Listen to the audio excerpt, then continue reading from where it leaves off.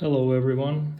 In today's video I'm going to show you how to install OpenWRT firmware and operating system to this Deco X20 Wi-Fi router / access point. One important consideration is that this update is currently supported only for Deco version 3.0, probably 3.x, I would say, because it is based on MediaTek chip that is widely supported by OpenWRT. So why would you want to do that? I guess for everyone the reasons are slightly different, but for myself, the main reason is that since the expansion of my local network, I ran into the problem of having the wireless backhaul because of those Deco units that keep feeding internet from the different Ethernet ports, basically. And there's no way to control it in the stock firmware of TP-Link.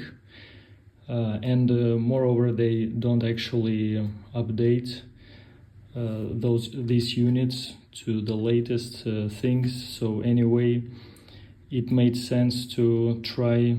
Actually, I was already thinking of buying some other units like Omega series or Unify, but they are quite costly, and I wasn't gonna invest so much money into the network infrastructure. I wasn't planning to do so, and when I found out that it is actually possible to install OpenWRT that can serve as a dump access point, which would be a perfect use case for me. So the current method of installation is based on this pull request that the user called dmaskcord opened to the OpenWRT repository that adds support for Deco X20 version 3. And there's no very straightforward way to install it. Actually, there are two ways to do that. First way is using soldering, basically by soldering pins, soldering some wires to the UART interface and interrupting boot process and then loading the firmware with OpenWRT. Another method is to downgrade, unless you're already running the version 1.1.8, downgrade it to this version, and then also using some exploit, basically enter the mode where you can install the right firmware. The thing is that the second method for some reason didn't work for me. I didn't manage to, I managed to enter the telnet shell, but then none of the commands, actually I even managed to download the firmware using TFTP, but then it was missing those devices where the firmware is supposed to be burned, I would say, or loaded. So I gave up and I just decided to go the soldering way. And this is the way I'm going to demonstrate in this video. Actually, I'm liking it even more.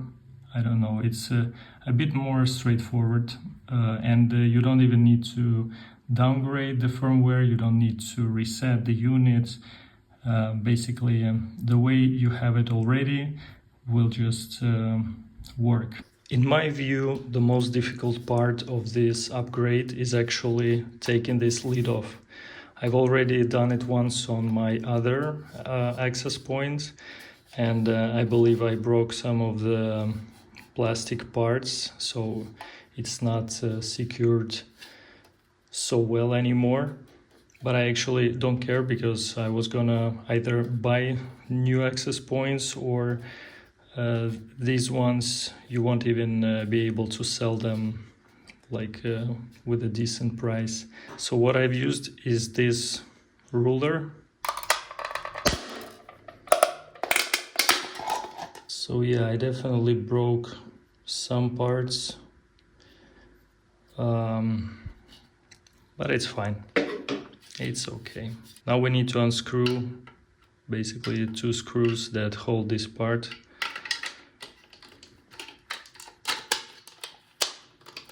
Here we go.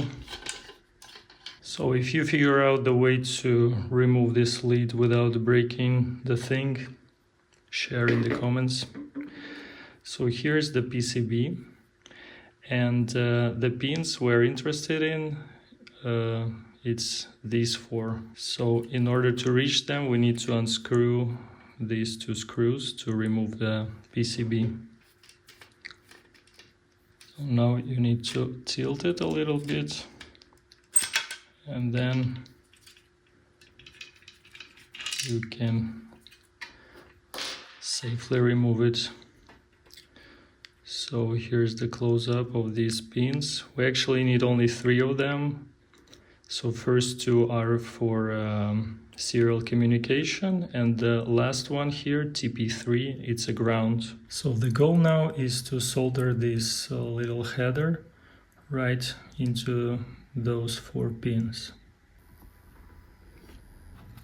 Okay, I think it's not bad. With the soldered header, we can now proceed with trying to interrupt the native Deco's boot process and boot into the OpenWRT kernel instead.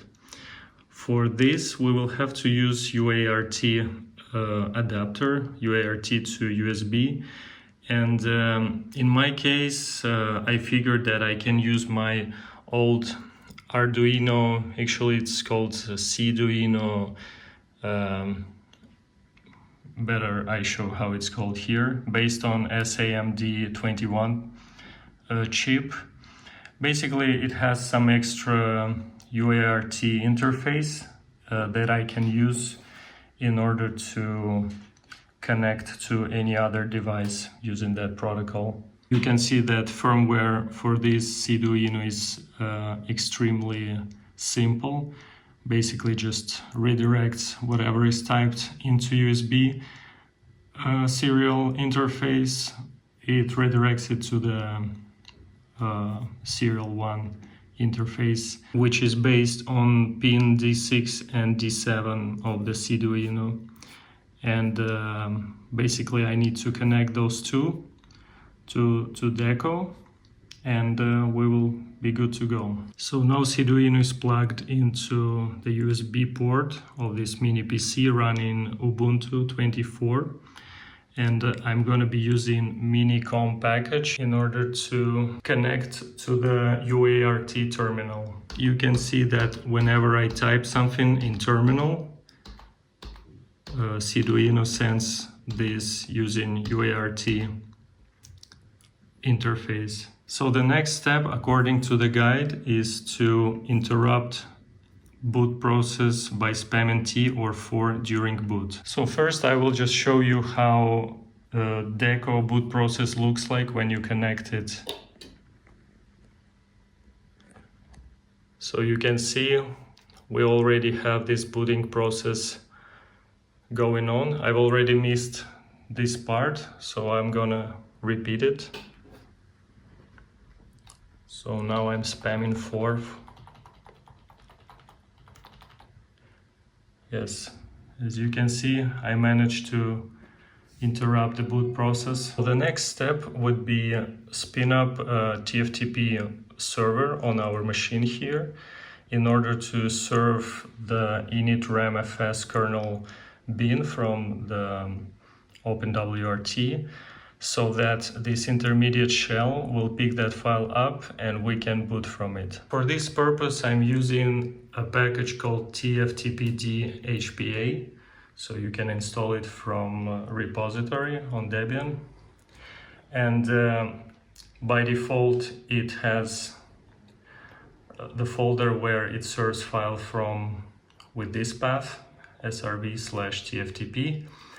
And then you will need to change the TFTP address because by default it's only a column 69 port, but you will need to prepend it with the 40's IP address in order to serve these files for anyone. So you can see that the server is already running with the correct parameters, and now I will need to copy this file over to TFTP folder and rename it to test.bin, because by default this shell loads test.bin file from this remote machine. As you can see, the file is already with the correct name and in the correct location. Next step is to connect an Ethernet cable to both Deco and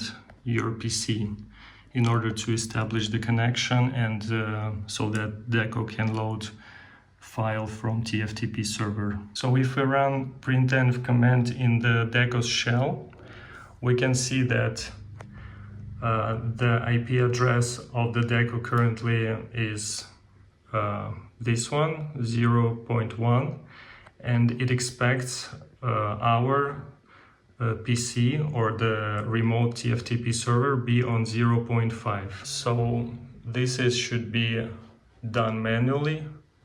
I'm using the graphical interface. So now we can try to run tftp boot command and see if it is able to actually load our kernel file from the machine. So as you can see, it's now loading the correct file here. And now we will execute bootm command so that it will use this kernel to boot from it.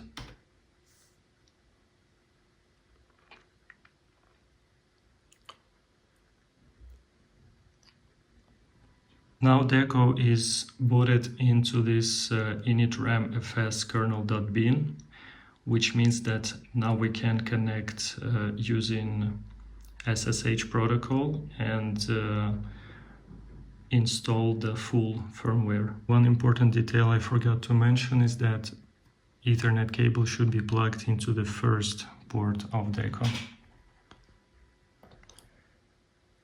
And then it receives IP address using DHCP. And now I can copy over SSH the squash fc sysupgrade.bin to the temporary folder on the Deco. And don't forget to specify the user root.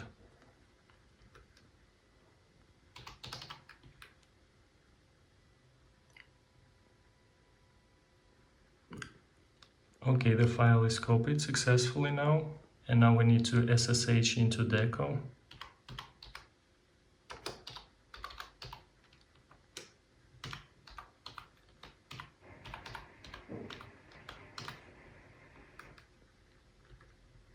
And run this command sysupgrade and specify the file that we just copied over.